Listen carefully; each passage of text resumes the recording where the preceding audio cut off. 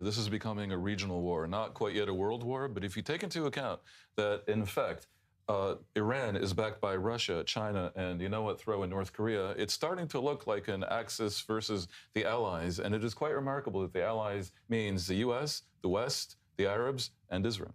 If this should actually come to pass, that the regime falls because of this joint Israeli-American action, it would be truly a historic event, one of the greatest achievements of the West in the past 50 years, perhaps number two, only to the collapse of communism. So, unworthy though many people might believe Trump and Netanyahu to be, they're engaged in an enterprise that has a lot of international support, even in Europe and also in the region. I'm not a naive believer in things Trump says, and it really is unfortunate that the U.S. president is so given to fabulism that people don't believe even when he's telling the truth.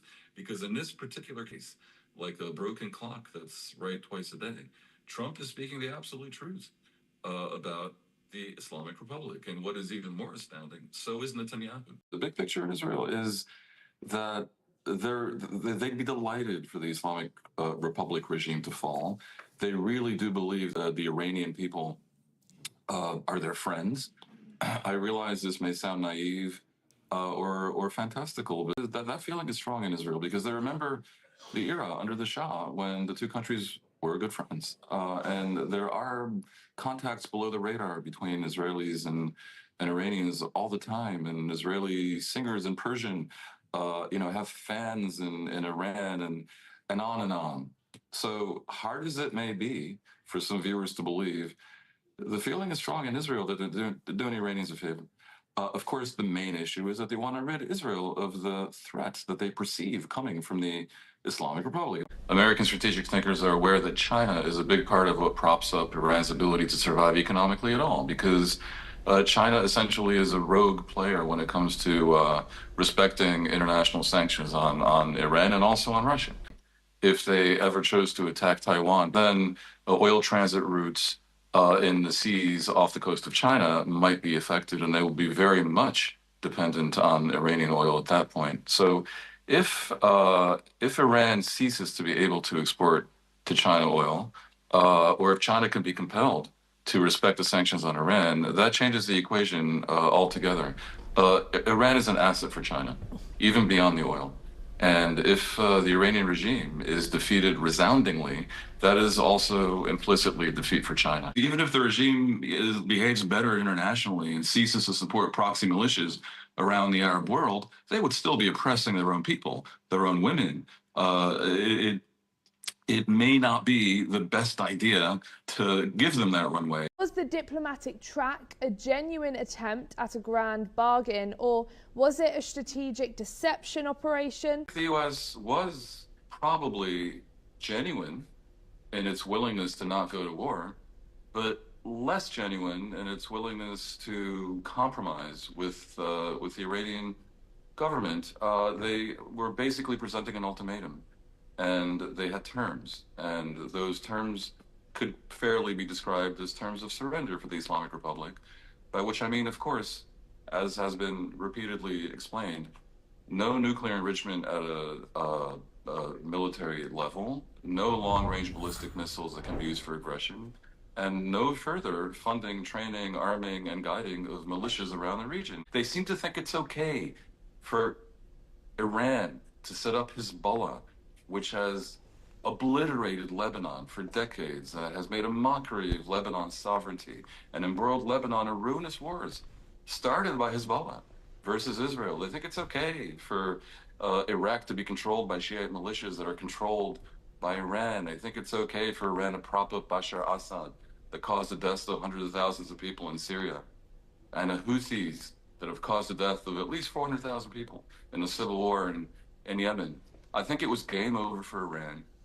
Khamenei and his cabal failed to realize that, and they paid the price. The only thing that we can say for sure is that the Iranian regime is obviously evil. There's an international norm that was established in 2005 called the Responsibility to Protect by the United Nations.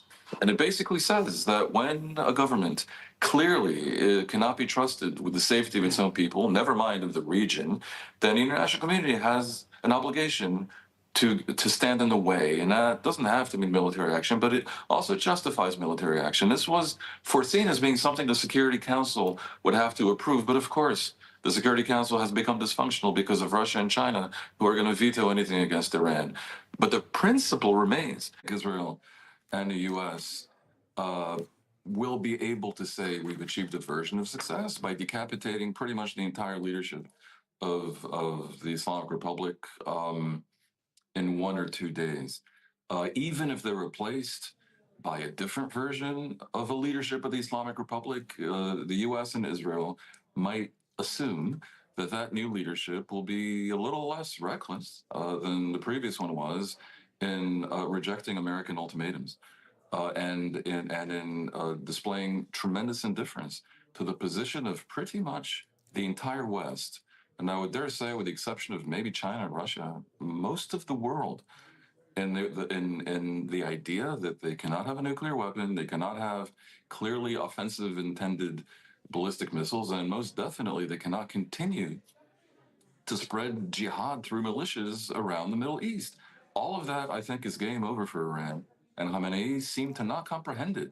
And I think the US and Israel might be hoping that a new regime, even if they claim that they stand for continuity, and even if it fails to effectively rescue the Iranian people, which is a legitimate goal of the attackers in this case, even so, they might be more flexible on these issues. The world at large, not just the US and not just Israel, has fundamentally run out of patience with the Islamic Republic, not just with the oppression of its own people, with the brutal massacres that we saw in recent months, which were only the latest manifestation of their willingness to put down domestic protest with deadly force, but also their misbehavior in the region. We cannot forget that beyond the nuclear issue, beyond the ballistic missile issue, Iran actively, not threateningly, actively has destabilized a swath of Arab countries from Lebanon to Syria to Iraq to Yemen, and in a way to Jordan, and most egregiously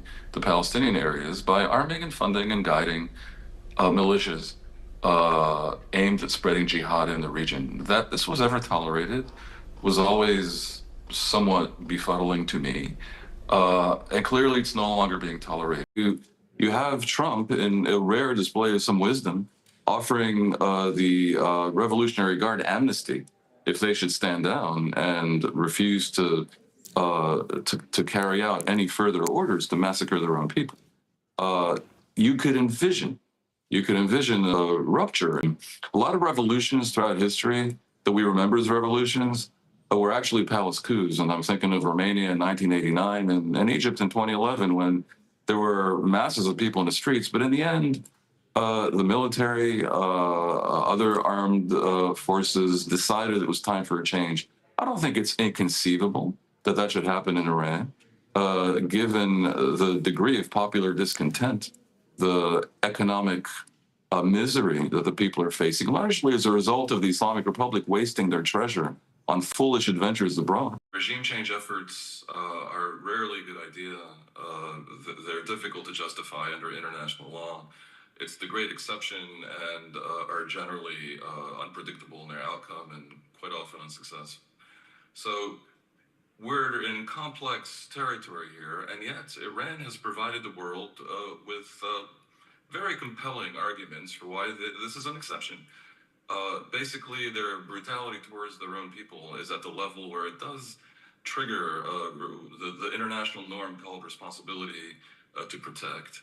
And the people clearly need protection from the criminality of their own illegitimate leadership. If you're going to try to do regime change without boots on the ground, without an invasion and an occupation, your only hope for success rests in taking out symbols of the existing regime, and in so doing, demoralizing what's left of the leadership and compelling the population to show courage in rising up. And I can hardly think of a more potent symbol than Ali Khamenei, who led Iran for 36 of the 47 years of the Islamic Republic. The idea of assassinating another country's leader and leadership, or abducting, as in the case of Nicolas Maduro of Venezuela, these are outliers in geopolitics, but there are cases in history were extreme measures. In the end, they're justified. Thank you so much for joining me, Dan.